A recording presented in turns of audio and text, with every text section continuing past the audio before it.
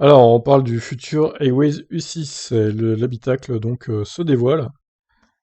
Le constructeur chinois s'est fortement inspiré de l'univers du gaming pour créer l'habitacle de son futur SUV Hiways U6. Donc avec son nouveau SUV, Hiways cherche à séduire une clientèle plus jeune en proposant un environnement reprenant les codes du gaming. Entre équipement et aménagement, les utilisateurs du futur Hiways U6 retrouveront de nombreux points communs avec l'univers du jeu vidéo. Cela passe par l'association de couleurs pour la sellerie avec deux compositions principales bleu et blanc, crème ainsi que noir et orange. Une série spéciale cyberpunk, et pas cybertruck du coup, associant le noir avec le bleu et des touches de carbone sera également proposée. Les sièges baquets à l'avant s'inspirent des sièges gaming en étant plus enveloppants. Les appuis-têtes intègrent également des haut-parleurs. Ah oui, quand même. La sonorisation est une réalisation du spécialiste allemand Magnat.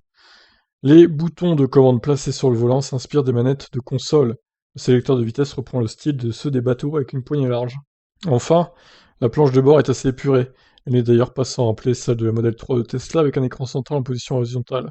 Ce dernier a une diagonale de 14,6 pouces, contrairement à Tesla. Un petit écran de 8,2 pouces prend place derrière le volant. Le nouveau SUV d'Hiways disposera de nombreuses aides à la conduite, comme régulateur de vitesse intelligent et aide au maintien dans la voie. Oui, bon, ça c'est la base, hein, de toute façon, maintenant, depuis des années. Si le constructeur annonce un tarif raisonnable, celui-ci n'a pas encore été détaillé. La production débutera en Chine à la fin de l'année.